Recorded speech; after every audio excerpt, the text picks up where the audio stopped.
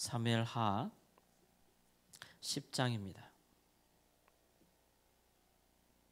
사무엘하 10장 1절에서 14절 말씀까지 보겠습니다. 사무엘하 10장 1절에서 14절 말씀. 1절 말씀. 그 후에 암몬 자손의 왕이 죽고 그의 아들 하논이 대신하여 왕이 되니 다윗이 이르되 내가 나하스의 아들 하논에게 은총을 베풀되 그의 아버지가 내게 은총을 베푼 것 같이 하리라 하고 다윗이 그의 신하들을 보내 그의 아버지를 조상하라 하니라. 다윗의 신하들이 암몬 자손의 땅에 이르매 암몬 자손의 관리들이 그들의 주 하논에게 말하되 왕은 다윗이 조객을 당신에게 보낸 것이 왕의 아버지를 공경함인 줄 여기시나이까? 다윗이 그의 신하들을 당신에게 보내 이 성을 엿보고 탐지하여 함락시키고자 함이 아니니까 하니, 이에 하논이 다윗의 신하들을 잡아 그들의 수염 절반을 깎고 그들의 의복의 중동 볼기까지 자르고 돌려 보내매 사람들이 이 일을 다윗에게 알리니라. 그 사람들이 크게 부끄러워하므로 왕이 그들을 맞으러 보내 이르기를 너희는 수염이 자라기까지 여리고에서 머물다 돌아오라 하니라. 암몬 자손들이 자기들이 다윗에게 미움이 된 줄 알고 암몬 자손들이 사람을 보내 벳르홉 아람 사람과 소바 아람 사람의 보병 2만 명과 마아가 왕과 그의 사람 1,000명과 돕 사람 12,000명을 고용한지라. 다윗이 듣고 요압의 오용사의 온 무리를 보내매 암몬 사람은 나와서 성문 어귀에 진을 쳤고 소바와 르홉 아람 사람과 돕과 마아가 사람들은 따로 들에 있더라. 요압이 자기와 맞서 앞뒤에 친 적진을 보고 이스라엘의 선발한 자 중에서 또 엄선하여 아람 사람과 싸우려고 진치고 그 백성의 남은 자를 그 아비새의 수하에 맡겨 암몬 사람과 싸우려고 진치게 하고 이르되 만일 아람 사람이 나보다 강하면 내가 나를 돕고 만일 암몬 사람이 너보다 강하면 내가 가서 너를 도우리라. 너는 담대하라. 우리가 우리 백성과 우리 하나님의 성읍들을 위하여 담대히 하자. 여호와께서 선히 여기시는 대로 행하시기를 원하노라 하고 요압과 그와 함께 한 백성이 아람 사람을 대항하여 싸우려고 나아가니 그들이 그 앞에서 도망하고 암몬 자손은 아람 사람이 도망함을 보고 그들도 아비사 앞에서 도망하여 성읍으로 들어간지라. 요압이 암몬 자손을 떠나 예루살렘으로 돌아가니라. 아멘. 그 전에 다윗이 이미 다윗 주변에 있는 이스라엘 주변에 있는 모든 나라를 상대하여 이겼다라고 했습니다. 그러나 오늘 10장 말씀에는 다시 그 암몬 자손과 싸운 이야기를 다시 상세하게 묘사하고 있어요. 그러니까 그 이후로 다시 싸웠다고 하기보다는 그 전에 있었던 그런 싸움에 관한 내용을 상세히 설명하는 것인데, 왜냐하면 그 싸움과 관련하여서 다윗에게 일어난 중대한 변화를 언급하기 위해서입니다. 그것은 그 다음 장에 나오겠지만 다윗이 이 전쟁 중에, 즉 암몬 사람과의 전쟁 중에 그가 바세바를 빼앗고 그의 또 그를 위하여 충성했던 신하 우리아를 죽인 것에 대한 언급을 하기 위한 그런 상세한 설명을 하고 있다는 것이죠. 이런 모든 일들은 이제 암몬 자손과의 전쟁 가운데 일어났다라고 하는 것입니다. 암몬 자손에게 그 아버지 그 하논의 아버지 나하스라는 사람이 다윗에게 은총을 베푼 일이 있어서 그가 죽고 그 아들 하논이 왕이 되자 다윗이 그에게 은총 베풀기를 원했다. 이것은 외교적으로 이제 평화롭게 지내기를 원했다라고 하는 것이 되겠죠. 도대체 나하스라는 사람이 다윗에게 언제 은총을 베풀었는지에 대해서 성경 기록이 나와 있지 않습니다.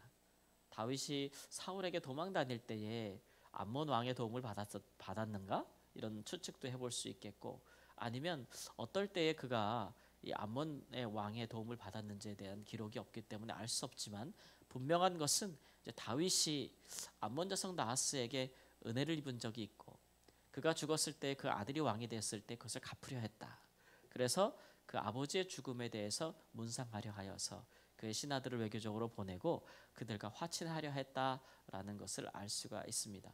그러나 새로 된 그 아들 왕은 하논은 신하들의 말을 듣고 다윗이 이제 그 주변에 있는 모압이라는 나라를 정복하지 않았겠어요? 그러니까 신하들을 보낸 것은 우리의 성을 염탐하려 함이다라고 하는 것이죠. 당시에 이제 암몬 자손의 그 수도는 라빠라고 했습니다. 라빠성 11장 1절에 보면 거기 그 성을 좀 정탐하고 어떻게 하면 라빠를 에워싸서 그것을 정복할 수 있는지를 알아보려 스파이를 보낸 것이라고 이야기했고 그 젊은 왕은 그것을 받아들여서 그 외교 사절단에게 굉장한 모욕과 수치를 준 것이죠. 그들의 수염을 깎아버리고 그들의 또 의복도 외교 사절의 의복도 하체가 다 드러날 정도로 깎아서 굉장히 모욕적인 행위를 하고 그들을 돌려보낸 것입니다. 그들이 얼마나 수치스러웠든지 왕에게 오지 못하고 오는 도중에 이제 여리고라는 성읍에 몰라 은신하게 되었다.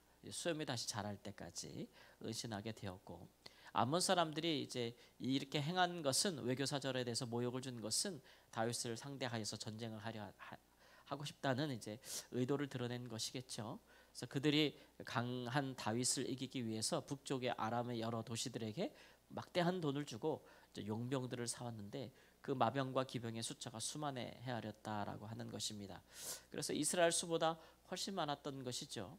그래서 다윗은 요압과 그 군대를 보내서 이제 암몬 사람과 싸우게 하는데 암몬 사람들은 그 성 라빠 성에 들어가서 그 성을 지키기 위해서 진을 치고 있고 또 그들이 고용한 용병들은 들에 따로 진을 치고 있었다.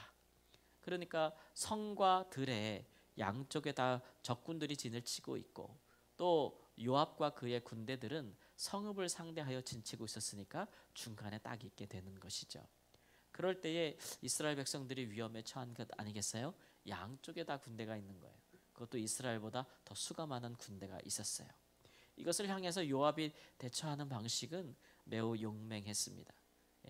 그래서 먼저는 그들에게 가장 큰 위협이 되었던 고용된 용병들을 향하여서 그가 싸우기를 원해서 이스라엘 중에서 특공대 선별된 사람들을 수가 적지만 아주 용맹한 사람들을 선별해서 자신이 이끌고 그 들에 진치고 있었던 용병들 아람의 용병들 마병과 기병들을 상대하여 싸우겠다라고 그가 용맹하게 이야기했고 자기 동생 아비사에게는 남은 군사들을 데리고 그 라빠성 암몬 사람들의 성을 상대하여 진치고 그들과 싸우라. 그러니까 이쪽과 전쟁하는 동안에 들판에 있는 적들과 전쟁하는 동안에 다른 적이 성 밖으로 나와서 이스라엘의 후면을 치지 않도록 이스라엘을 둘로 나눈 것이죠. 그러니까 이것은 굉장히 불리한 전쟁입니다. 그 일에 요압은 자기 생명을 아끼지 아니하고 더 위험한 자들 상황에 자기 자신이 직접 들어가서 싸우기를 원했던 것이죠. 그가 의지할 수 있는 것은 이제 하나님밖에 없었습니다. 그러니까 하나님께서 하나님의 백성들과 하나님의 성읍들을 위해 싸우시지 않겠는가? 그러므로 이스라엘 백성들아 담대하라 이렇게 이제 용기를 북돋고 사기가 충천한 이스라엘 백성들이 아람의 그 들에 진쳤던 용병들 아람 사람들을 향해 나아갈 때 아람 사람들이 싸우지도 않고 도망갔다 그랬어요. 왜냐하면 이 사람들은 돈 주고 산 사람들이잖아요. 용병들이고 자기들의 전쟁이 아니라고요. 돈 받고 왔으나 정말 목숨을 걸고 싸우려고 하는 이스라엘 백성들을 보자마자 그들은 도망가 버렸다 이렇게 이야기했어요. 그리고서는 그들이 도망가는 것을 보니까 암몬 자손들도 성 밖에 진치고 있다가 자기 성으로 되돌아갔다 이 얘기예요. 싸울 엄두가 나지 않은 것이죠. 그래서 손쉽게 이스라엘 백성들은 싸우지도 아니하고 그 전쟁에서 승기를 잡은 것이죠. 어찌된 일인지 전쟁이 더 이상 진행되지 못하고 암몬 사람들은 자기 성으로 돌아갔고 아람 사람들도 도망갔으니 이제 요압은 예루살렘으로 돌아왔다라고 하는 것이 이 전쟁의 1차적인 전쟁의 결과라고 할 수가 있겠습니다. 이 내용을 보면서 요압이 참 용맹하다라는 생각이 들어요. 군대 장관으로서 그가 자기 생명을 아끼지 아니하고 정말 가장 먼저 전쟁의 선두에 서서 이스라엘 백성들의 사기를 충천하게 한 것과 같다.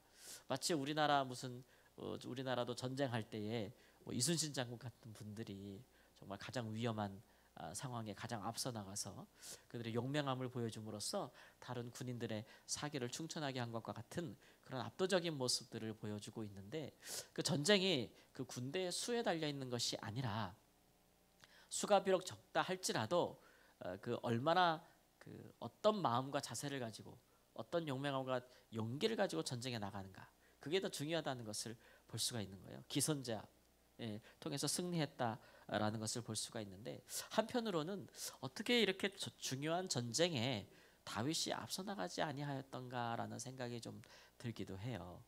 이스라엘이 나가 싸우기에는 앞뒤로 적이 있고 용병까지 고용해서 동쪽과 북쪽의 적군이 연합하여서 이스라엘과 싸우려 할 때에 다윗은 그 전쟁에 출전하지 않았어요. 그리고 그의 군대 장관과 부하들만 보내서 전쟁을 치르게 하였는데, 전쟁에 승리하고 승기는 잡기는 했지만 완전히 전쟁에서 승리하지 못했다는 것을 알 수가 있고, 뿐만 아니라 좀 뭔가 다윗이 왕이 된 이후에 이 전쟁에 나가지 않는 모습을 좀 통해서 그의 나태함이 드러나지 않는가라는 생각이 들기도 합니다. 왜냐하면 그 다음 장에 이어지는 해가 바뀌어서 다시 암몬과 전쟁하게 될 때에도 다윗은 전쟁에 나가지 않았어요. 그리고 그때에 어떤 일이 벌어지는 거예요? 부하들은 전쟁에 가서 목숨을 걸고 싸울 때에 그는 그 밧세바를 보고 마음에 음란함이 일어서 그를 취하여 빼앗고, 또 그의 남편이 되었던 전장에서 수고하는 그 남편을 불러들여서 그를 죽이기로 모의하고 그를 보내어 죽이는 그런 하나님 앞에 끔찍한 범죄를 저지른 것을 볼 수가 있습니다. 지도자는 그의 백성들이 가장 위험한 순간에 있을 때에 앞장서서 그 앞에서 희생하고 용맹함을 보여주는 것이 마땅하겠죠. 왕이라고 해서 뒤에 빠져서 평안히, 그의 백성들이 싸울 때 자기는 평안히 뒤에 앉아서 나태함을 부린다면 그 결과가 이제 어떻게 다가올지에 대해서 우리에게 보여주고 있는 것입니다.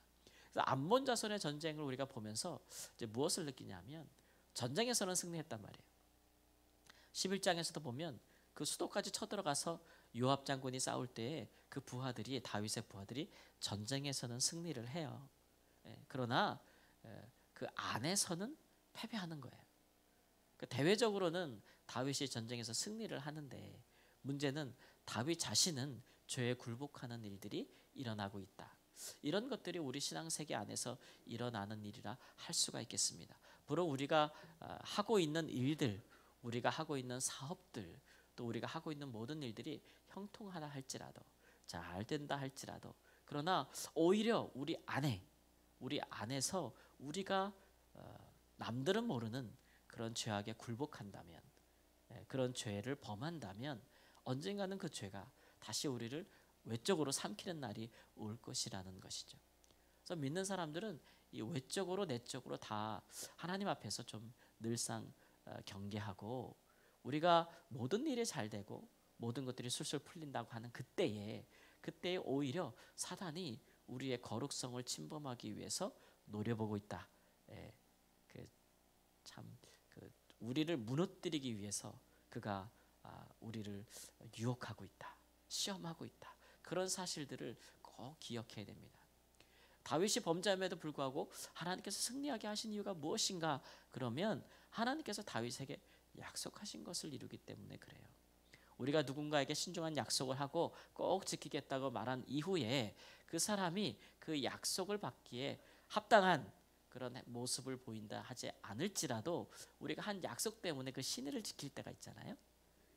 하나님도 그런 거예요. 다윗에게, 이스라엘에게 한 약속을 지키시려 하나님께서 전쟁에 승리하게 하신다. 그러나 그것이 사람으로 하여금 교만하게 하면 안 되는 거예요. 그죠? 그의 거룩함을 저버리게 하면 안 되는 거죠. 이런 일들을 우리가 꼭 기억해야 될 것입니다. 우리가 어느 때보다도 영적으로 더 우리 자신을 돌아보아야 될 때는 모든 것이 다 잘 될 때예요. 잘 될 때에 빈틈이 생긴단 말이죠. 그 빈틈이 어디냐 그러면 우리 자신일 수 있어요. 그런 부분에 대해서 우리가 늘 경계할 수 있는, 우리의 삶과 일과 외적인 부분만큼이나 우리의 영적인 일들, 우리의 경건에 관한 일들, 그런 일들에 관해서 우리가 하나님 앞에서 온전히 설 수 있는 귀한 은혜가 있기를 우리 주 예수님의 이름으로 축원합니다. 아멘. 기도하겠습니다. 거룩하신 하나님, 우리의 삶의 모든 싸움과 또 우리가 수고하는 모든 일들이 그 수와 돈의 많음에 달려있지 아니하고, 우리가 하나님을 의지하고 용맹하게, 또 하나님 두려움이 없이 앞으로 주와 함께 더불어 어떻게 나아가는지 하나님 그런 믿음에 달려 있음을 주께서 우리에게 말씀으로 교훈하십니다. 언제나 하나님 우리가 주의 백성들과 하나님의 교회와 우리에게 주신 가정교회와 이 민족의 하나님 거룩함을 위하여 싸울 때에는 하나님 우리에게 주어진 삶의 모든 사업 가운데 우리가 행할 때에는 두려움보다는 하나님을 의지함으로 담대함으로 먼저 앞서 나감으로 때로는 헌신함으로 그 일을 이루어 하나님께서 우리를 위하여 행하시는 놀라운 일들을 보게 하나님 인도하여 주시옵소서.